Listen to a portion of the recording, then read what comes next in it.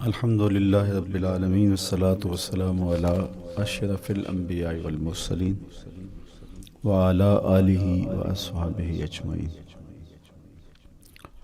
قال اللہ تعالی وتبارک فی القرآن المجید والفرقان الحمید۔ بسم اللہ الرحمن الرحیم۔ لا اقسم بہذا البلد وانت حل بہذا البلد ووالد وما ولد لقد خلقنا الانسان فی کبد۔ صدق اللہ مولانا العظیم وصدق رسولہ النبی الکریم الرؤوف الرحیم۔ اللہم نور قلوبنا بالقرآن وزین اخلاقنا بالقرآن وادخلنا الجنۃ بالقرآن ونجنا من النار بالقرآن۔ قال اللہ تعالی وتبارک فی شان حبیبہ مخبرا وآمرا ان اللہ وملائکتہ یصلون علی النبی یا ایہا الذین آمنوا صلوا علیہ وسلموا تسلیما۔ اللہم صلی علی سیدنا و مولانا محمد معدن الجود والکرم صلاۃ و سلاما علیک یا سیدی یا رسول اللہ۔ میں نے آپ کے سامنے قرآن مجید کے جو کلمات تلاوت کیے ان میں اسی حقیقت کو بیان کیا گیا۔ لا اقسم بہذا البلد، آغاز ہوا شہر مکہ کی قسم سے، قسم ہے مجھے اس شہر کی، پھر وجہ قسم بھی بیان کی، وانت حل بہذا البلد، مجھے اس شہر کی قسم اس لیے کہ محبوب اس شہر میں تو جو بستا ہے، تیرا بسیرا ہے اس شہر میں، اس شہر کی گلیوں نے تیرے قدم چومے ہیں اور تیرے انفاس کی مہک اس کی فضاؤں میں بسی ہے، اس لیے مجھے قسم کہ یہاں تم رہتے ہو۔ اللہ اکبر۔ علماء کے مابین اس بات پر اختلاف ہے کہ مکہ المکرمہ افضل ہے یا مدینہ النبی صلی اللہ علیہ وآلہ وسلم افضل ہے۔ ایک علمی اختلاف ہے، بعض نے کہا مکہ المکرمہ افضل ہے، دلائل دیے، بڑا وزن ہے دلائل میں۔ بعض نے کہا مدینہ تو رسول صلی اللہ علیہ وآلہ وسلم افضل ہے، دلائل دیے، بڑا زور ہے دلائل میں۔ لیکن شیخ عبدالحق محدث دہلوی علیہ رحمہ اسی آیت سے روشنی لے کر کے لکھتے ہیں کہ جب حضور مکے میں تھے تو مکہ افضل تھا، جب مدینے آ گئے تو مدینہ افضل ہو گیا۔ جدھر جدھر سے وہ گزرتے گئے مجد و شرف بھی پیچھے پیچھے رہا، چند لمحوں کے لیے ٹھہرے تھے تم جس پیڑ کے نیچے۔ نشور وحدی کا لہجہ دیکھیے کتنا دل آویز ہے، چند لمحوں کے لیے ٹھہرے تھے تم جس پیڑ کے نیچے، سنا ہے آج تک اس پیڑ کا سایہ مہکتا ہے۔ تو مکے میں ہیں تو مکہ افضل، مدینے میں ہیں تو مدینہ افضل۔ تو شرف ان کے وجود مسعود سے ہے، وہ جدھر جدھر سے گزرتے جائیں گے وہاں ہی نور پھیلتا چلا جائے گا۔ اور پیر نصیر الدین علیہ رحمہ کا لہجہ یہاں کتنا خوبصورت دکھائی دیتا ہے۔ ایک بار وہ جدھر سے گزرے ہیں نصیر، ایک بار وہ جدھر سے گزرے ہیں نصیر، بار بار ادھر سے بہار گزری ہے۔ تو کہا کہ قسم ہے مجھے اس شہر کی، یعنی شہر مکہ کی۔ کیوں اس شہر کی قسم؟ وَأَنْتَ حِلٌّ بِهَذَا الْبَلَدِ، کہ محبوب اس شہر میں تمہارا قیام ہے، اس شہر میں تمہاری رہائش ہے، تمہارے انفاس کی مہک ہے اس شہر کی فضاؤں میں، اور تمہارے قدموں کو چھوا ہے اس شہر کی گلیوں نے، اس لیے قسم کہ یہاں آپ رہتے ہو۔ وَوَالِدٍ وَمَا وَلَدَ، اور قسم ہے باپ کی، اور قسم ہے جو اس کی اولاد ہے۔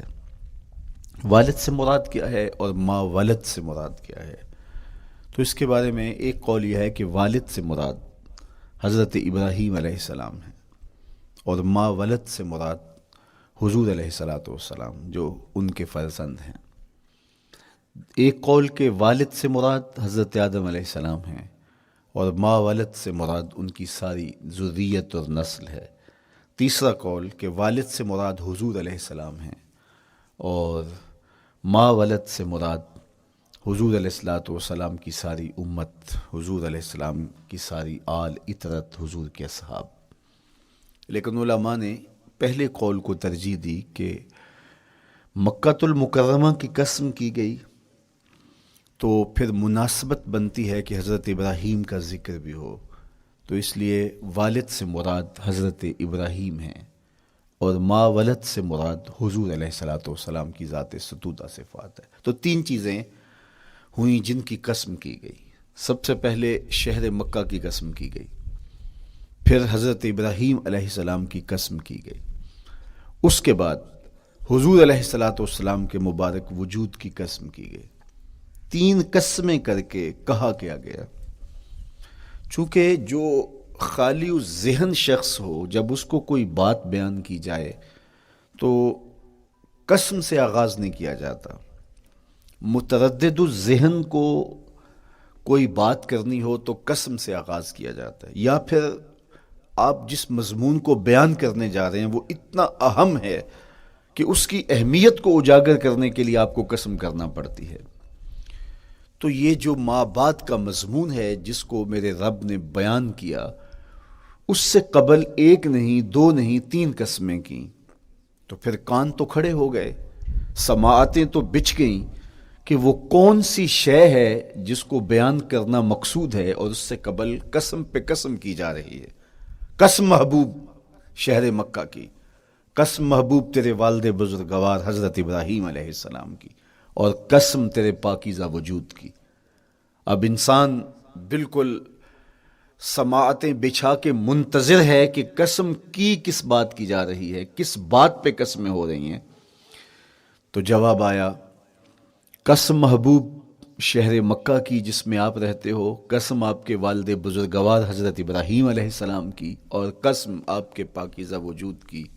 لقد خلقنا الانسان فی کبد، ہم نے انسان کو مشقتوں میں رہتا پیدا کیا ہے۔ یعنی انسان کی زندگی کے اندر مشقتیں، مشکلیں، آلام، مصائب، حالات کی تلخیاں، سخت مراحل، یہ اس کی زندگی کا حصہ ہے، اور ہم نے اس کو ڈیزائن اس طرح کیا ہے کہ یہ ان ساری مشکلات سے نہ بردآزما ہوگا اور حالات کی تلخیوں کا مقابلہ کرے گا، اور خیر و شر کے ساتھ ساری زندگی اس کا تعلق رہے گا۔ تو یہ اگر سخت جان ہوا تو زندگی میں کامیاب اور بامراد ہوا، اور اگر یہ کمزور ہوا تو پیچھے رہ جائے گا۔ اور اس کے لیے جو قسمیں کی ہیں وہ تین ہیں۔ قسم کا اور جواب قسم کا تعلق ہوتا ہے، یعنی جس پہ قسم کی جا رہی ہے تو جو قسم کی جا رہی ہے اس کا کوئی آپس میں تعلق ہوگا۔ جب پھولوں کا ذکر کریں گے تو پھر اس کے متعلقات ہی بعد میں بیان کریں گے۔ کسی نے کہا تھا جنگل میں کوئی مے خار مرا ہے، جنگل میں کوئی مے خار مرا ہے، اسے انگور کے پتوں کا کفن دو۔ میاں جنگل میں مرنے والے شخص کو کسی اور درخت کے پتوں کا بھی تو کفن دیا جا سکتا ہے، لیکن صاحب مرنے والا مے خار ہے، اور شراب کشید کی جاتی ہے انگور سے، تو اس کو تو ٹھنڈ تب بھی پڑے گی کہ انگور کے پتوں کا کفن دیا جائے۔ تو مناسبات ہوتی ہیں۔ تو اب جب قسم کی گئی تو قسم تین چیزوں کی گئی، اور اس کی جواب قسم سے مناسبت کیا بنتی تھی؟ انسان کو مشقتوں میں رہتا پیدا کیا گیا، حالات کی تلخیوں سے گزرتا ہے، سخت تربیتی مراحل سے اس کو گزرنا پڑتا ہے۔ تو اس چیز کو بیان کرنے سے قبل تین قسمیں کی گئی۔ پہلی قسم میرے حضور کے پاکیزہ شہر کی، مکہ المکرمہ کی، اس لیے کہ مکہ المکرمہ میں دیکھ لیجئے کہ صحابہ اور حضور کے ماننے والوں نے کیسے تلخ زندگی کاٹی۔ شجر اسلام ثمر بار ہوا تو ہمیں تو یہ کھلے ہوئے پھول دکھائی دیتے ہیں، لیکن ہم نہیں بھول سکتے کہ بلال حبشی کی پیٹھ پہ کیسے کوڑے برسے اور احد احد کیسے پکارتے رہے۔ تو ہم اس منظر کو دیکھیں، مکہ کے ان حالات کو دیکھیں، تو اس لیے قسم کی مکے کی، اور پھر حضرت ابراہیم علیہ السلام کی قسم کی، چونکہ حضرت ابراہیم نے جس قدر اذیتوں سے گزر کر کے، مصائب آلام کا سامنا کر کے، حالات کی تلخیوں کا مقابلہ کر کے اپنا راستہ بنایا اور اپنے رب کی رضا پائی، وہ تاریخ کا ایک انوکھا باب ہے۔ اس سے بڑھ کر کیا ہوگا کہ جلتی ہوئی آگ میں چھلانگ لگا دی رب کے حکم کی تعمیل میں، بیٹے کی گردن پہ چھری رکھ دی۔ یہ تماشا لب بام نہیں تھا، منا کی وادی میں وہ انوکھا واقعہ رقم ہوا کہ آج بھی تاریخ انگشت بدندہ ہے کیا ایک باپ، اور وہ اس بیٹے کو ذبح کرنے کے لیے آمادہ ہو گیا جو اس کی آنکھوں کا نور ہے اور دل کا قرار ہے، رب سے مانگ مانگ کے لیا، لیکن تعمیل ارشاد میں اس بیٹے کی گردن پہ چھری رکھنے کے لیے باپ تیار ہو جاتا ہے اور اس کو ذبح کرنے کے لیے آمادہ ہو جاتا ہے، حتیٰ کہ بیٹے کو لٹا لیتا ہے اور ہاتھ میں چھری پکڑ کے بیٹے کی گردن پہ رکھ کے پوری ہمت کے ساتھ جب چھری چلاتا ہے تو آواز آتی ہے فلما اسلما وتلہ للجبین ونادیناہ ان یا ابراہیم قد صدقت الرؤیا انا کذالک نجزی المحسنین۔ ابراہیم بس کرو، تم نے واقعی خواب پورا کر دکھایا۔ اپنی بیوی کو، اپنے نو مولود بچے کو وادی غیر ذی زرع میں چھوڑ آنا، جہاں کچھ بھی میسر نہیں تھا، یہاں آپ کو آپ کے ماں باپ چھوڑ کے جاتے ہیں، ایک خوبصورت آسودہ ماحول ہے، اور آپ کو جس مقصد کے لیے چھوڑ کے جا رہے ہیں تو وہ مقصد بھی آپ کی اور ان کے پیش نظر ہے، لیکن اس کے باوجود بھی جو ہے وہ آنکھیں نم ہو جاتی ہوں گی کہ ہم اپنی اولاد کو یہاں چھوڑ کے جا رہے ہیں، جبکہ ایک محفوظ پناہ گاہ میں آپ کو چھوڑ کے گئے۔ آپ کی تربیت کرنے والا ایک جو ہے وہ توانا طبقہ اور ایک توانا جو ہے وہ سٹاف موجود ہے جو آپ کی فکری، ذہنی، بدنی تربیت کے لیے کوشاں ہیں، لیکن اس کے باوجود بھی والدین محسوس کرتے ہیں لیکن اپنے نو مولود بچے کو وہاں چھوڑ کے جانا جہاں آب و دانہ بھی میسر نہیں تھا۔ مورخ اسلام فی جلندری نے اس وادی کا نقشہ کھینچتے ہوئے کہا، وہ وادی جس میں وحشت بھی قدم رکھتی تھی ڈر ڈر کے، جہاں پھرتے تھے آوارہ تھپیڑے بادے سر سر کے، جہاں پر گھاس اگتی تھی، جہاں نہ پھول کھلتے تھے، مگر وہ سرزمیں تھی آسماں بھی جھک کے ملتے تھے۔ تو اس وادی میں چھوڑ کے آنا، حضرت ابراہیم نے جو امتحانات دیے، اس لیے ان کی قسم کی، چونکہ جواب قسم کا تعلق بنتا ہے تو قسم ابراہیم کے پاکیزہ وجود کی کہ جنہوں نے دکھ سہے، تکالیف آلام گوارا کی، لیکن پائے ثبات میں لغزش نہیں آنے دی۔ تیسری قسم میرے حضور کے پاکیزہ وجود کی فرمایا جتنے دکھ مجھے دیے گئے، جتنی اذیتیں مجھے پہنچائی گئیں، اتنی کسی کو نہیں دی گئیں۔ پیدا ہوئے تو حضور کے باپ کا سایہ سر پہ نہیں تھا، پھر اس کے بعد حضور مختلف مراحل سے گزرے۔ 6 سال کی عمر میں ماں کا انتقال ہو گیا۔ جب راہ حق میں لوگوں کو دعوت رشد و ہدایت دینے نکلے تو جو لوگوں کے رویے تھے اور جو اذیتیں لوگوں نے پہنچائیں وہ ایک الگ باب ہے۔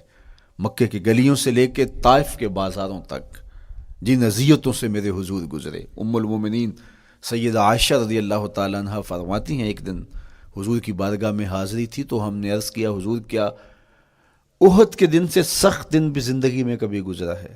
صحابہ کی نظر میں اس دن سے سخت دن کبھی زندگی میں نہیں آیا، اس لیے کہ جب 70 صحابہ کی لاشیں پڑی تھیں، حضور کے چچا حضرت امیر حمزہ شہید کر دیے گئے، اور نہ صرف انہیں شہید کیا گیا، ان کا مسئلہ کیا گیا، اعضائے بدنیاں کاٹ دیے گئے، ناک کاٹ لی گئی، زبان کاٹ لی گئی، بدن چیر کے کلیجہ نکالا گیا، اور پھر ان اعضاء کا ہار پرویا گیا، اور ہندا نے گلے میں ڈال کے رقص کیا، آنکھوں میں نیزے چبھوئے گئے۔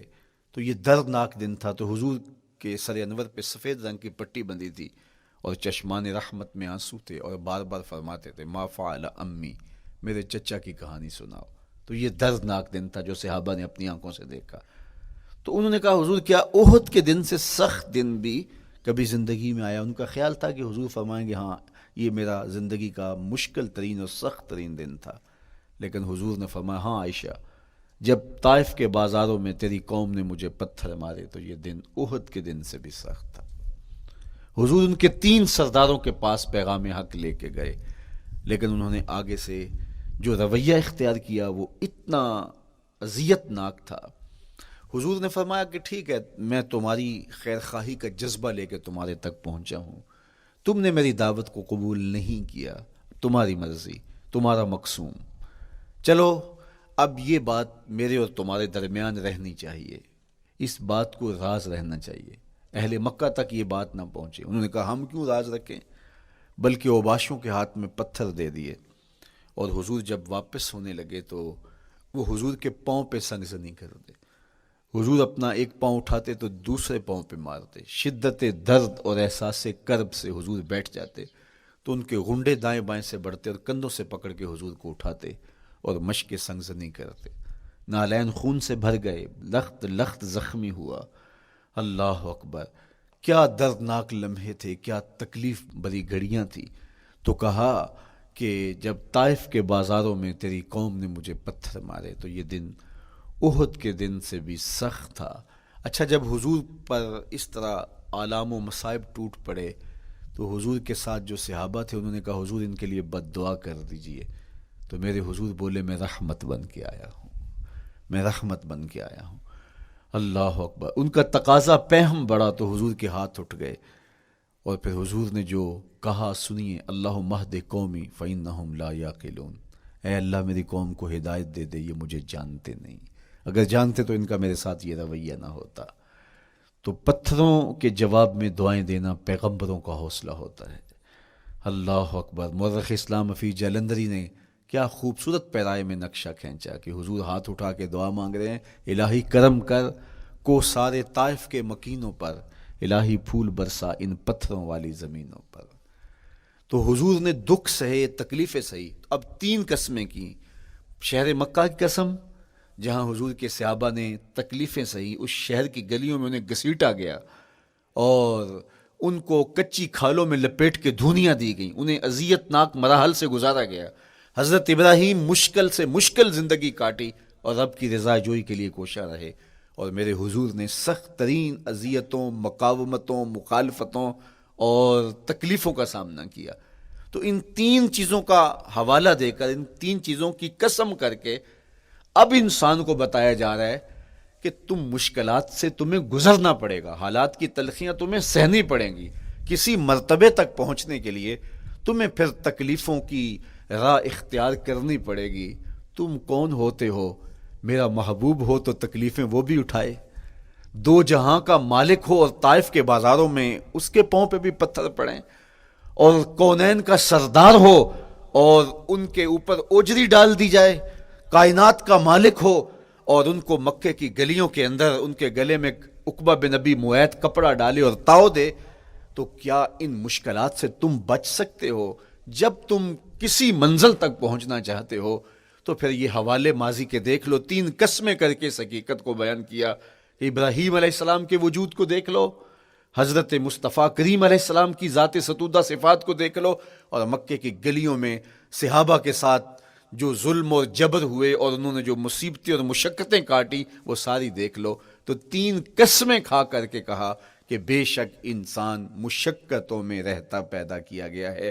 اس لیے قافلہ انسانی کے وہ افراد جو کسی منزل کے متلاشی ہوتے ہیں، جو جستجو کی زندگی بسر کر رہے ہوتے ہیں، ان کو پھر مشکلات سے گزرنا پڑتا ہے اور حالات کی تلخیاں ان کو گوارا کرنا پڑتا ہے، کشاکش حیات سے ان کو ٹکرانا پڑتا ہے، اور ان کو آگے بڑھنے کے لیے ان کو تکلیفوں سے گزر کر کے، جان گسل مراحل سے گزر کر کے پھر منزل کی طرف عازم سفر ہونا پڑتا ہے.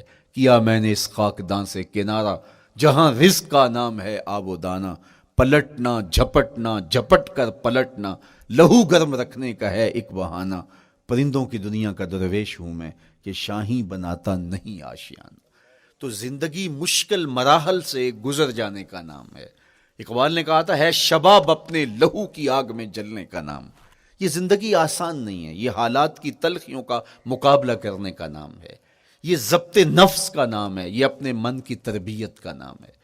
حضرت امام رازی سایت کریمہ کے تحت لکھتے ہیں کہ جب بچہ شکم مادر میں ہوتا ہے تو وہ 3 پردوں میں ہوتا ہے، ایک جھلی کا پردہ، ایک رحم مادر کا پردہ اور ایک پیٹ کا پردہ. تو 3 پردوں میں وہ بیچارہ بڑی عجیب سی حالت میں ہوتا ہے. یہ اس کا پہلا مرحلہ ہے تخلیق کے بعد. اس کے بعد پیدائش کا دوسرا مرحلہ ہے. یہ زچہ بچہ دونوں کے لیے موت و حیات کے مرحلے ہوتے ہیں. اس کے بعد وہ پیدا ہوا، اس دنیا پہ آیا تو اس کی مشکل کیا ہے؟ زبان ہے، بولنا نہیں جانتا، دیکھتا ہے پہچان نہیں سکتا، سنتا ہے سمجھ نہیں سکتا، ہاتھ ہیں پکڑ نہیں سکتا، ٹانگیں ہیں چل نہیں سکتا. کتنی مشکل بن گئی. یہ سب کچھ چیزیں ہونے کے باوجود بھی وہ بے بس دکھائی دیتا ہے. اس کو دودھ مانگنے کے لیے بھی رونا پڑتا ہے. تو یہ ایک مرحلہ تھا. پھر آہستہ آہستہ اس نے بولنا سیکھا، ایک ایک حرف کر کے لفظ لفظ جوڑ کے وہ جملے مکمل کرتا رہا. آج تو زبان کا طوطی بولتا ہے، آج تو بات کریں تو جو ہے وہ ماحول تھم جاتا ہے. لیکن انسان ذرا پلٹ کے آغوش مادر میں تیری ماں نے ایک ایک حرف تجھے سکھایا تھا، ایک ایک لفظ تجھے سکھایا تھا، لفظ لفظ کر کے، حرف حرف کر کے جملے بنے، اور آج تیری گفتار کی شوخی کے تذکرے زمانے میں ہیں، تو پھر تجھے بولنا سکھایا، تو چل نہیں سکتا تھا، آج تیری جو ہے وہ جولانیاں دیکھنے والی ہیں، تیری رفتار کو کوئی چھو نہیں سکتا ہے، تیری آنکھوں کی بجلیاں آج عقابوں سے بڑھ کر ہیں، آج تیرے کانوں کے اندر نغموں کا جہاں آباد ہے، آج تیرے ہاتھوں کی گرفت کہ آگے شیر غراں بھی ہو تو وہ بھی بے بس ہو جاتا ہے، لیکن دیکھ تو کتنا مجبور تھا۔ اچھا چلو وہاں سے آگے آئے، پھر زندگی کو سیکھنا پڑتا ہے، آداب سیکھنے پڑتے ہیں، کس سے کیا بات کرنی ہے سیکھنا پڑتا ہے، آگے بڑھے، جوانی کی دہلیز پہ پہنچے۔ جوانی انسان کی زندگی کا بانکپن ہوتا ہے، عروج ہوتا ہے، اللہ اکبر، لیکن جوانی کو تقدس معاب رکھ کے منزل تک پہنچانا یہ سب سے مشکل مرحلہ ہوتا ہے، چونکہ جذبات بے قابو ہیں، خواہشیں آوارہ ہیں، اور تا حد نظر نظارے ہی نظارے جو دل کو کھینچتے ہیں۔ اب اپنے تقدس کو جو شخص محفوظ رکھے، کائنات میں سب سے قیمتی جوہر حضرت انسان کا اس کی عصمت کا جوہر ہے، اور سب سے حسین چہرہ وہ ہے جو جنسی کالک سے اپنے آپ کو بچا لے۔ تو جوانی ہو، بانکپن ہو، اور پھر اپنی خواہشات کو بے قابو نہ ہونے دیا جائے، سب سے مشکل مرحلہ پوری زندگی میں یہ آتا ہے۔ کسی نے کہا تھا کتاب زیست کا ایک اور باب بیت گیا، شباب بیت گیا، ایک عذاب بیت گیا۔ تو شباب کا ختم ہونا اور اس کو خیریت سے منزل تک پہنچنا، یہ کتنا بڑا مشکل مرحلہ ہوتا ہے، جس کا جوانی میں باطن کا چہرہ مسخ ہو جاتا ہے اور جنسی کالک سے جو چہرہ آلودہ ہو جاتا ہے، اس کا عفت کا دامن داغدار ہو جاتا ہے۔ تو اس لیے وہ چہرہ تاباں ہے، وہ چہرہ روشن ہے، وہ چہرہ منور ہے جو اپنے آپ کو کالک نہیں لگنے دیتا اور اپنی عصمت کی حفاظت کرتا ہے۔ میرے حضور نے بھی ارشاد فرمایا، سبعۃ یظلھم اللہ تعالی فی ظلہ یوم لا ظل الا ظلہ، 7 اشخاص ایسے ہیں قیامت کے دن جب کوئی سایہ نہیں ہوگا، اللہ ان کو اپنے عرش کا سایہ عطا کرے گا۔ ان میں سے پہلا شخص امام عادل حکمران، دوسرا شخص وشاب نشأ فی عبادت اللہ، وہ جوان جس کی جوانی اللہ کی عبادت میں بسر ہوئی، تیسرا وہ شخص ورجل قلبہ معلق بالمساجد، وہ شخص جس کا دل مسجد میں لگتا ہے، مسجد میں جمتا ہے، اور چوتھا شخص ورجل دعتہ امرأۃ ذات منصب وجمال فقال انی اخاف اللہ، وہ شخص جس کو دعوت گناہ ملی اور حسن قدموں میں بچھنے کے لیے بےتاب ہوا، اور اس نے کیا کہا، انی اخاف اللہ، میں اللہ سے ڈرتا ہوں، میرا اللہ مجھے دیکھ رہا ہے۔ میرے حضور نے فرمایا قیامت کے دن جب کوئی سایہ نہیں ہوگا، اللہ اس کے اوپر اپنے عرش کا سایہ تان دے گا، جو اپنی عصمت کے جوہر کو بچا گیا۔ تو یہ ایک مشکل مرحلہ تھا، اپنی جوانی کے تقدس کی حفاظت کرنا۔ میرے حضور نے ارشاد فرمایا انا حبیب اللہ، میں اللہ کا حبیب ہوں۔ جو جوان جوانی میں توبہ کرتا ہے وہ بھی اللہ کا حبیب ہے۔ کتنا بڑا اعزاز ہے اور کتنا بڑا کمال ہے جو شخص کو ملتا ہے جو جوانی میں اپنی عصمت کے تقدس کی حفاظت کرتا ہے، اپنی آبرو پہ پہرا دیتا ہے، اپنی نظروں کی حفاظت کرتا ہے، اپنی سوچوں کو آوارہ نہیں ہونے دیتا، اپنے خیالوں کو بھٹکنے نہیں دیتا، اپنی خواہشات کو بے قابو نہیں ہونے دیتا۔ تو یہ مشکل ترین لمحہ تھا۔ اس کے بعد امام راضی کہتے ہیں اب شادی کا مرحلہ ہوا، تو پہلے خود اپنی ذمہ داری تھی، اب کسی کا بوجھ بھی اٹھانا پڑا، یہ اگلی مشکل آ پڑی۔ پھر بچے ہوئے تو پھر اپنی زندگی تو ختم ہو گئی، پھر ساری زندگی، پھر بڑھاپے میں چلے جائیں، ارذل العمر تک چلے جائیں، یہ ساری زندگی مشکلات لقد خلقنا الانسان فی کبد۔ تو ہمیں عملی طور پہ مشکلات کے مقابلے کے لیے تیار ہونا چاہیے۔ دیکھیے ہم جب شکار کرنے جاتے ہیں اور وہ خطرناک جنگل ہو جس میں شیر، بھیڑی اور دیگر جانور بھی ہوں، تو پھر ہم حفظ ما تقدم کے طور پہ سب کچھ ساتھ لے کے جاتے ہیں اور اس انداز سے جاتے ہیں کہ ہمارے اوپر اگر کوئی حملہ ہو تو بچاؤ کی یہ تدبیر ہو۔ تو ہم عملی طور پہ اس کے لیے خود تیار ہوتے ہیں، تو پھر کوئی ہونے والا حملہ غیر متوقع نہیں ہوتا اور ہم اس کے لیے اپنے آپ کو مستعد اور فعال پاتے ہیں۔ اسی طرح میں اور آپ اگر زندگی کے اس فلسفے سے آگاہ نہیں ہوں گے کہ زندگی مشکلات کا مجموعہ ہے، حالات کی تلخیاں ساری زندگی ہمارے ساتھ رہیں گی، تو کوئی بھی تکلیف، کوئی بھی اذیت، کوئی بھی ایسا واقعہ جو ہم نہیں چاہ رہے ہوں گے وہ روح پذیر ہوگا تو ہم گھبرا جائیں گے اور پھر اس وقت ہم دکھی ہو جائیں گے۔ اس لیے ہمیں یہ قرآن نے سکھایا ہے کہ تم عملی طور پہ زندگی کی سختیوں کا مقابلہ کرنے کے لیے آمادہ اور تیار ہو جاؤ۔ قرآن مجید میں جو صبر کا لفظ ہے اس کا مفہوم یہ ہے کہ حالات کی جو تلخیاں تمہارے اوپر آتی ہیں، وہ غربت بھی ہو سکتی ہے، وہ بیماری بھی ہو سکتی ہے، وہ لوگوں کی عداوت اور دشمنی بھی ہو سکتی ہے، وہ اور بہت ساری چیزیں ہوتی ہیں، وہ جنگوں کی حالت کا بپا ہو جانا اور تمہارا دشمنوں کے نرغے میں گر جانا، یہ سب کچھ ہو سکتا ہے۔ تو اس کے اوپر استقامت کے ساتھ تم کھڑے رہو اور تم ان کو برداشت کرنے کی اپنے اندر ہمت اور حوصلہ رکھو، تو پھر وہ تمہارا صبر ہوگا، اور یہ قوت اگر تمہارے اندر پیدا ہو جاتی ہے تو پھر تمہاری زندگی آسان اور سوکھی ہو جاتی ہے۔ لیکن اگر یہ دولت تمہیں نصیب نہیں ہوتی تو پھر ساری زندگی دکھوں اور شکووں سے بھری رہتی۔ اس لیے ہمیں یہ چیز سیکھ لینی چاہیے کہ زندگی نام ہی مشکلات سے نہ برد آزما رہنے کا ہے۔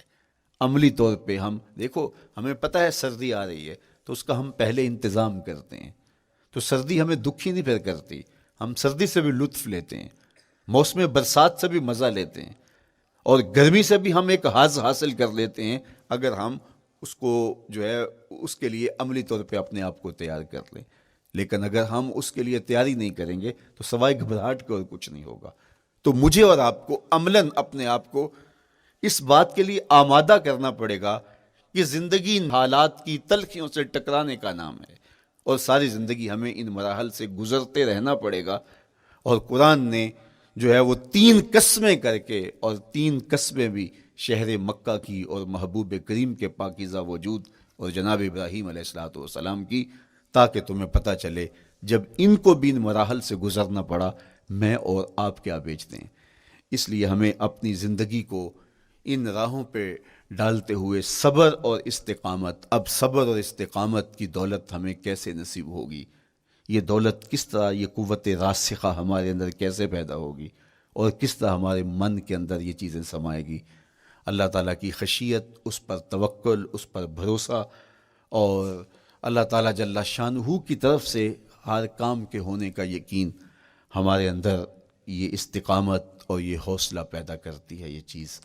اس لیے مجھے اور آپ کو اپنی پوری زندگی میں اس عمل سے گزر کر کے اپنے آپ کو مضبوط ترین صورتحال میں لا کے کھڑا کرنا پڑے گا، اور یہی زندگی کا جمال ہے۔ تو اب پھر دیکھیے قرآن کیا کہہ رہا ہے، لا اقسم بہذا البلد وانت حل بہذا البلد ووالد وما ولد، 3 قسمیں کی۔ اس کے بعد ارشاد فرمایا لقد خلقنا الانسان فی کبد، ہم نے انسان کو مشکلوں میں، مصائب میں، آلام میں رہتا ہوا پیدا کیا۔ کہتے ہیں جب حضرت انسان کی تخلیق ہوئی تو اس کا خمیر جب گویا جا رہا تھا تو اس کے اوپر 39 دن تک آزمائشوں کی، دکھوں کی، تکلیفوں کی بارش ہوئی، اور ایک دن خوشیوں اور مسرتوں کا می برسا۔ تو انسان کی زندگی کے اندر حالات سے ٹکرانا اور دکھوں کو سہنا اور دکھوں سے مقابلہ کرنا، یہ سیکھنا پڑے گا، اور جب انسان اس کو عملی طور پہ سیکھ جائے گا تو پھر زندگی کا جمال اور زندگی کا حسن نصیب ہوگا۔ دوسری بات، ہمیں اپنی زندگی میں 7 چیزوں کو اپنا اصول بنا لینا چاہیے، اور یہ 7 چیزیں وہ ہیں جو ہماری زندگی کو ایک خوبصورت سانچے میں ڈھال کر کے ہمیں ایک پاکیزہ اور ستھرا انسان بنا دیتی ہیں۔ پہلی چیز، التمسک بکتاب اللہ، اللہ کی کتاب سے جڑ جانا، وابستہ ہو جانا۔ جب ہم کتاب اللہ سے وابستہ ہو جائیں تو پھر ہمارے باطن کی اور نفس کی تربیت ہوتی ہے، اور پھر ہم وہ مطلوب انسان بنتے ہیں جو ہمارا رب ہم سے تقاضا کرتا ہے۔ تو اس لیے ہمیں اپنی زندگی میں اس چیز کو لازم کر لینا چاہیے کہ ہمارا کوئی بھی دن قرآن مجید کی تلاوت کے بغیر نہ گزرے۔ اپنے دن کا آغاز قرآن مجید کی تلاوت سے کیجیے۔ سورہ یاسین سے جو اپنے دن کا آغاز کرتا ہے سارا دن اللہ کی امان میں رہتا ہے، اس کی حفاظت میں رہتا ہے، اور اپنی شب کا آغاز سونے سے پہلے سورہ الملک کی تلاوت کریں، آپ ساری شب اللہ کی امان میں، اس کی حفاظت میں رہیں گے۔ اور قرآن مجید کو سمجھ کر اس کے مفاہیم و مطالب کے ساتھ ایک رکوع کم از کم پوری زندگی، اپنی زندگی کے نصاب میں آپ کتنا وقت مختلف امور کے لیے سر انجام دیتے ہیں۔ یہ کتاب انسانی ہدایت کے لیے، انسانی تربیت کے لیے، اس سے کوئی اور بہتر اور مؤثر جو ہے وہ نصاب نہیں ہو سکتا ہے۔ انسان سازی کا بہترین ذریعہ ہے یہ کتاب، اور اس کتاب کے ذریعے سے جو ہے وہ انسان پستیوں سے اٹھ کے بلندیوں تک جا پہنچتا ہے۔ اقبال نے تو کہا کہ گر تمی خواہی مسلمان زیستن، نیست ممکن جز بقرآن زیستن۔ اگر تو مسلمان بن کے جینا چاہتا ہے تو قرآن کے بغیر ایک قدم بھی نہیں چل سکتا۔ تو آگے چل کے اسی نظم میں کہا کہ فاش می گوئم آنکھ در دل مزمرست، این کتاب نیست چیزیں دیگرست۔ اگر میں کھل کے بیان کر دوں جو میرے سینے میں چھپا ہے تو میں تجھے بتا دوں کھل کے، یہ کتاب نہیں، یہ کوئی اور ہی شے ہے۔ کن لوگوں کو کہاں سے اٹھایا اور یہ کتاب کہاں تک لے گئی، جو باہمی جنگ و جدل میں الجھے ہوئے تھے اور حرف شناس بھی نہیں تھے، جو سواد آشنا بھی نہیں تھے، پھر انہوں نے جو ہے وہ روما کی سلطنت بھی الٹ کے رکھ دی۔ یہ کرشمہ تھا اس کتاب کا، جس نے زندگی کا جمال ان کی روحوں کے اندر پیدا کر دیا۔ تو میں اور آپ اپنی زندگی میں قرآن مجید سے کبھی بھی دور نہ ہوں، روزانہ کی بنیاد پہ آپ تلاوت کلام مجید اپنی زندگی میں شامل رکھیں۔ انشاءاللہ اس کے اجالے دنیا میں اور آخرت میں آپ اپنی آنکھوں سے مشاہدہ کریں گے۔ حضرت امام احمد بن حنبل فرماتے ہیں، میں نے رب سے کہا کہ مجھے اپنا قرب عطا کر، آواز آئی میرا قرب چاہتے ہو تو قرآن پڑھا کرو۔ یہ رب کی قربت کی بھی ضمانت ہے اور ضبط نفس اور باطن کی تربیت کا بھی ذریعہ ہے۔ اچھا، دوسری بات، والاقتداء بسنت رسول اللہ صلی اللہ علیہ وآلہ وسلم۔ ہمارے لیے بہترین نمونہ ہمارے حضور علیہ الصلوۃ والسلام کی زندگی ہے، حضور کے دیا ہوا نظام حیات ہے، جس پر حضور نے خود عمل کر کے دکھایا۔ میرا عشق رسول، میری محبت رسول اس بات کا تقاضا کرتی ہے کہ میں ان کے طریقہ حیات کے مطابق اپنی زندگی گزاروں۔ اسلام دعوے کی بات نہیں کرتا، دلیل ہم سے مانگتا ہے۔ آج میں کہتا ہوں میں عاشق رسول ہوں، اور اتنا بڑا عاشق رسول ہوں کہ میرے جیسا زمانے میں دوسرا کوئی نہیں۔ میرے جذبات ایسے دکھائی دیتے ہیں، آسمان کو چیر دوں گا اور زمین کو پھاڑ دوں گا، لیکن ہمسایوں کے ساتھ میرا سلوک بتاتا ہے کہ میں عاشق رسول نہیں ہوں۔ دوستوں کے ساتھ میرا رویہ بتاتا ہے کہ میں عاشق رسول نہیں ہوں۔ میں کسی سے وعدہ کرتا ہوں اور پھر اس پہ پورا نہیں اتر پاتا، تو صاحب پھر آپ عاشق رسول نہیں ہیں، آپ کچھ اور ہیں۔ عشق رسول تو یہ ہے کہ میرے محبوب علیہ السلام نے کسی سے عہد کیا ہے کہ تمہارے آنے تک میں یہاں کھڑا ہوں، اور وہ جا کے بھول جاتا ہے، اور میرے حضور 3 دن وہاں منتظر رہتے ہیں۔ وہ اچانک گزرا اور دیکھا تو حضور علیہ السلام کھڑے ہیں، تو خود پریشان ہوا، صرف اتنی بات اسے کہی، صاحب تو نے مجھے مشکل میں ڈال دیا، تو نے مجھے مشقت میں ڈال دیا۔ عہد کیا ہے تو پھر اس کی پاسداری نبھا کے دکھائی۔ اللہ اکبر! میں اگر حضور سے محبت کرنے والا ہوں تو میرا رویہ بتائے کہ میں عاشق رسول ہوں۔ میری زبان پہ جھوٹ نہیں بول سکتی۔ آپ سے پوچھا گیا کہ مومن بزدلی کر سکتا ہے؟ کہا نہیں، بہادر ہوتا ہے، لیکن ہو سکتا ہے کبھی اس سے بزدلی سرزد بھی ہو جائے۔ پھر پوچھا گیا کہ مومن بخیل ہو سکتا ہے؟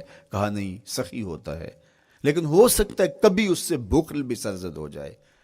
پھر تیسرا سوال حضور سے کیا گیا، مومن جھوٹا ہو سکتا ہے؟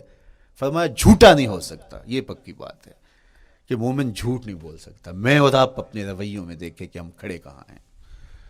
آج ہم ان جگہوں پہ بھی جھوٹ بولتے ہیں جہاں جھوٹ بولنا ہماری مجبوری بھی نہیں ہوتی، چونکہ یہ ہماری فطرت ثانیہ اور عادت بن چکا ہے، اور ہم اس کو برا ہی نہیں سمجھتے۔ جبکہ جھوٹ جب کوئی شخص بولتا ہے، حدیث پاک میں آتا ہے اس کے منہ سے بدبو نکلتی ہے، رحمت کے فرشتے 1 میل دور ہٹ جاتے ہیں اس سے۔ اور سویر سے شام تک جب ہمارے معمولات یہ ہوں تو پھر ہم کہاں کھڑے ہیں اور رحمت کے فرشتے کہاں کھڑے ہیں؟ تو حضور علیہ الصلوۃ والسلام کی سنت کا اتباع حضور کی محبت کی دلیل ہوگی۔ امام قرطبی نے لکھا ہے، اللہ کی محبت کا کوئی دعویٰ کرے تو کیا دلیل ہوگی کہ یہ واقعی محب الہی ہے؟ تو کہا اللہ سے محبت کا دعویٰ کرنے والے کے لیے دلیل یہ ہے کہ وہ قرآن سے پیار کرے۔ قرآن سے پیار اور قرآن سے محبت کی دلیل یہ ہے کہ حضور کا پیار سینے میں رکھے. حضور سے محبت کی دلیل یہ ہے کہ سنت رسول سے پیار کرنے والا ہو, اور سنت رسول سے پیار کرنے کی دلیل یہ ہے کہ بدعات سے اجتناب کرنے والا ہو. ہر وہ طریقہ جو میرے حضور نے نہیں دیا اس کو اختیار نہ کرے, اس طریقے کو اختیار کرے جو حضور علیہ الصلوۃ والسلام کا عطا کرتا ہے. تیسری بات, عقل الحلال. یہ وہ بنیادی اصول ہیں جو ہماری زندگیوں میں اتر جانے چاہیے, اور ہم ایک صالح اور خوبصورت انسان بن کے اس معاشرے کا حصہ بن سکتے ہیں. عقل حلال زندگی میں شامل ہو تو زندگی کو جمال نصیب ہوتا ہے, اور باطن اور ظاہر کو طمانینت نصیب ہوتی ہے. اگر رزق پاک نہیں ہے تو آپ کعبے بھی جائیں تو وہاں بھی آپ محروم پلٹیں گے. میرے حضور علیہ الصلوۃ والسلام نے فرمایا, ایک بندہ لمبا سفر کر کے گیا, اشعث اغبر کے لفظ ہیں کہ اس کے بال بکھرے ہوئے ہیں, سفر کی گرد پڑی ہوئی ہے, اور لباس بھی پھٹا ہوا ہے, شکستہ حالت, پراگندہ صورت, اور کھڑا ہے کعبۃ اللہ کے سامنے. یمد یدیہ, دونوں ہاتھ لمبے کر کر کے دعا مانگ رہا ہے, اور کیا کہتا ہے, اے اللہ ومطعمہ حرام ومشربہ حرام وملبسہ حرام وغذی بالحرام. فرمایا اس کا کھانا حرام کا ہے, اس کا پینا حرام کا ہے, اس نے جو لباس پہنا ہے وہ حرام کا ہے. میرے حضور فرماتے ہیں بتاؤ اس کی دعا کیسے قبول ہوگی. اب لمبا سفر کاٹ کے حرم کعبہ میں پہنچے, غلاف کو پکڑ پکڑ کے دعائیں کر رہا ہے, لمبے لمبے ہاتھ کر کے دعائیں مانگ رہا ہے, ملتزم سے لپٹا ہوا ہے, حتیم میں سجدہ ریز ہو کے رو رو کے دعائیں مانگ رہا ہے, لیکن دعا قبول نہیں ہوتی. کیوں؟ اس لیے کہ اس کے پیٹ میں لقمہ حرام کا ہے, اس کے بدن پہ لباس حرام کا ہے. تو اسلام نے جتنا زور حلال کمانے, حلال کھانے اور حلال اختیار کرنے پر دیا ہے, تو ایک مومن اگر اسلام کے مبادیات سے بھی آگاہ ہو تو اس کی تو زندگی کے اندر جو ہے وہ حرام گھس ہی نہیں سکتا ہے, بلکہ وہ مشکوک سے بھی اجتناب کرے. چوتھی چیز, کف الاذی. اپنے آپ کو ایسا بناؤ کہ تمہارے وجود سے کسی کو ضرر اور تکلیف نہ پہنچے. ہمارا اسلام تو ہمیں یہ بتاتا ہے کہ تم پیاز یا لہسن کھا کے مسجد میں نہ جاؤ کہ تمہارے منہ سے جو سمیل آتی ہے اس سے کسی کو تکلیف نہ پہنچے. تو یہ اسلام کی دی ہوئی تعلیمات ہیں کہ مسجد میں بھی جانا ہے تو اپنے آپ کو دیکھو کہ تمہاری حالت کیا ہے, تمہاری وجہ سے کسی کو تکلیف نہ پہنچے. تمہارے رویے اتنے خوبصورت ہوں, تمہارے ہمسائے بتائیں کہ یہ واقعی مسلمان ہے. مسلمان کی تعریف کی گئی, المسلم من سلم المسلمون من لسانہ و یدہ. مسلمان کون ہے؟ جس کے ہاتھ سے, جس کی زبان سے دوسرا مسلمان بھائی محفوظ ہے, تو وہ مسلمان ہے. اللہ اکبر. ہم یہ جو کہتے ہیں السلام علیکم, اس کو کہتے ہیں تحیت المسلم, مسلمان کا تحیت. تو اس میں اس کے معنی پہ غور کریں تو ہم اس کو ضمانت دے رہے ہوتے ہیں, السلام علیکم, تیرے اوپر سلامتی ہو. تو ہم اپنی جانب سے ضمانت دیتے ہیں, میرے بھائی میری طرف سے تیری عزت, تیری جان, تیری آبرو سلامت ہے, اب میری جانب سے تو پریشان نہیں ہونا, میں تجھے سلامتی کی ضمانت دیتا ہوں. اور وہ آگے سے کیا کہتا ہے, وعلیکم السلام. میرے بھائی پھر میری جانب سے بھی تیرا سب کچھ محفوظ ہے. اگر سلام کا مفہوم اچھی طرح ہماری روحوں میں اتر جائے تو پھر ایسا ہو نہیں سکتا کہ ہم جس کو السلام علیکم کہہ دیں پھر اس سے ہم دھوکہ کریں, یا اس کی آبرو پہ حملہ آور ہوں, یا اس کے مال پہ حملہ آور ہوں جب السلام علیکم کہہ دیا. چونکہ جو ہمیں لفظ بولنے کے لیے کہا گئے ہیں اس کے پیچھے فلسفہ ہے لفظوں کا. یہ پھول ہیں, ان کو دیکھ کر سبحان اللہ کہنے کا کہا گیا ہے. پہاڑوں کو دیکھ کے اللہ اکبر کہنے کا کہا گیا ہے. پہاڑوں کو دیکھ کے سبحان اللہ کہہ دیں اور پھولوں کو دیکھ کے اللہ اکبر کہہ دیں, ایسا کیوں نہیں کہہ دیتے؟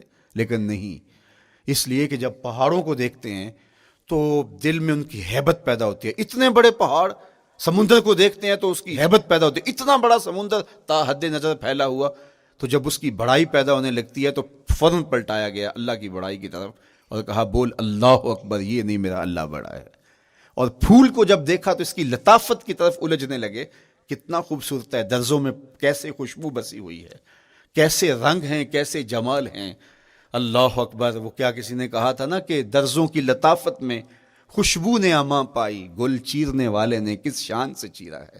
تو کیا کمال ہے یار, کیا پتیاں ہیں, کیا رنگ ہے, کیا خوبصورتی ہے, کیا لطافت ہے. الجھنے لگے, کہا بول سبحان اللہ, یہ کیا ہے جس نے رنگ بھرے ہیں وہ پاک ہے.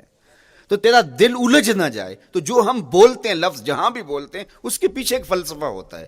السلام علیکم یہ تحیت المسلم ہے. جب ہم کسی کو کہتے ہیں السلام علیکم تو اس کو ہم نے ضمانت دے دی، بس بات ختم، اب جو ہے وہ میری جانب سے تو محفوظ ہے۔ لیکن ہم سلام بھی لے رہے ہوں گے اور ہاتھ بھی کاٹ رہے ہوں گے اور اس کی جیب بھی کاٹ رہے ہوں گے، پھر سلام نہیں لیا، ہم نے منافقت کی ہے۔ تو کف الاذی چوتھی چیز، اور پانچویں چیز اجتناب المعاصی، گناہوں سے اپنے آپ کو بچا کے رکھنا۔ نیکی کرنا بہت اہم ہے، لیکن نیکی کرنے سے زیادہ ہم اپنے آپ کو گناہوں سے بچانا ہے۔ چونکہ شر کی قوتیں ہمارے ساتھ جڑی ہوئی ہیں، اس لیے اپنے آپ کی حفاظت جب ہم کریں گے تو ہم ایک اچھی صورت میں آگے بڑھیں گے۔ اور چھٹی چیز وہ ہے التوبہ، توبہ تسلسل کے ساتھ کرتے رہیے۔ یہ تصور کہ بڑھاپے میں توبہ کریں گے، یہ تصور کہاں سے آیا؟ یا ہمارے ہاں آج کل یہ کلچر پیدا ہوا ہے کہ لیلۃ القدر یا شبرات کے دن سارے جڑ کے توبہ کرنے بیٹھ جاتے ہیں اور پورا سال اپنی مرضی کی زندگی گزارتے ہیں۔ ایسا نہیں ہے۔ میرے حضور کے دامن پہ ایک بھی گناہ کا دھبا نہیں تھا۔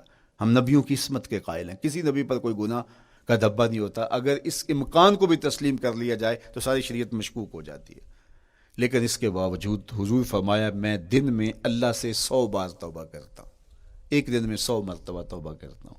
میں اور آپ دیکھیں کہ ہم کیا اس معمول کو اپنی زندگی میں شامل کیے ہوئے ہیں۔ جب انسان توبہ کرتا ہے، جب غسل کر لیتا ہے نا ایک دفعہ، تو پھر وہ بچ بچ کے چلتا ہے کہ کوئی گرد دوبارہ پڑ نہ جائے، اور جب وہ لتھڑا ہوا ہو تو پھر اس کو پرواہ بھی نہیں ہوتی۔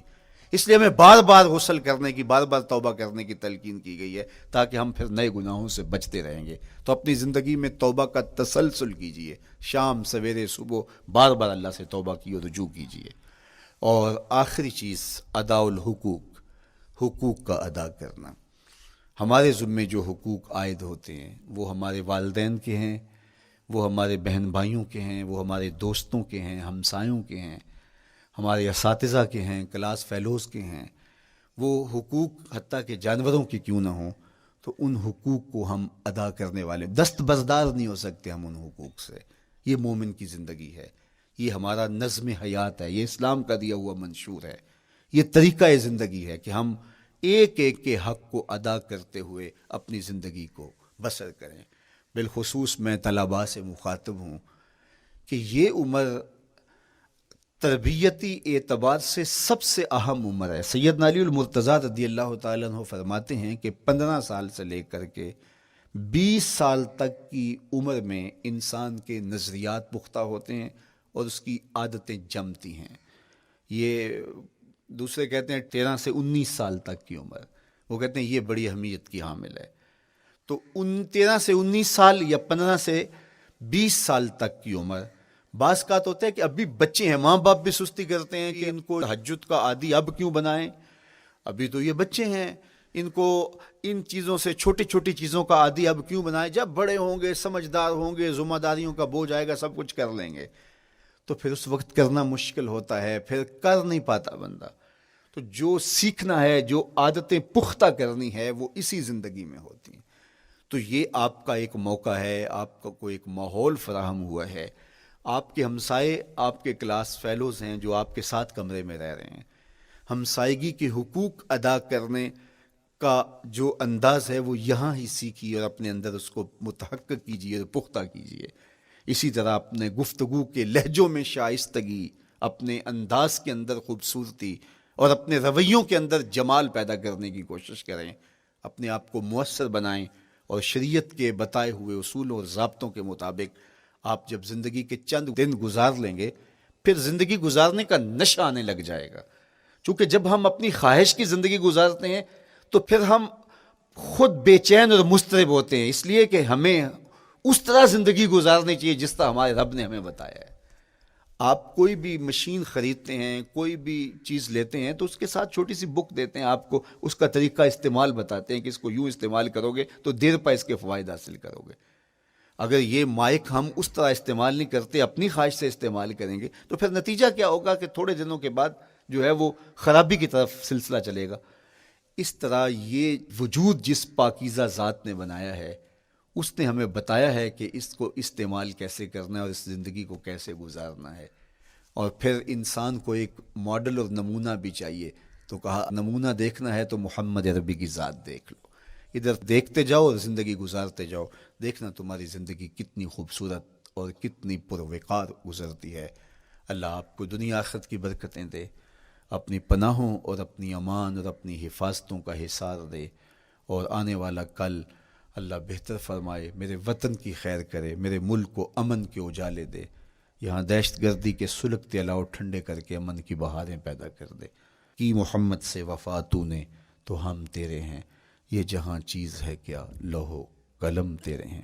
وآخر دعوانا ان الحمدللہ۔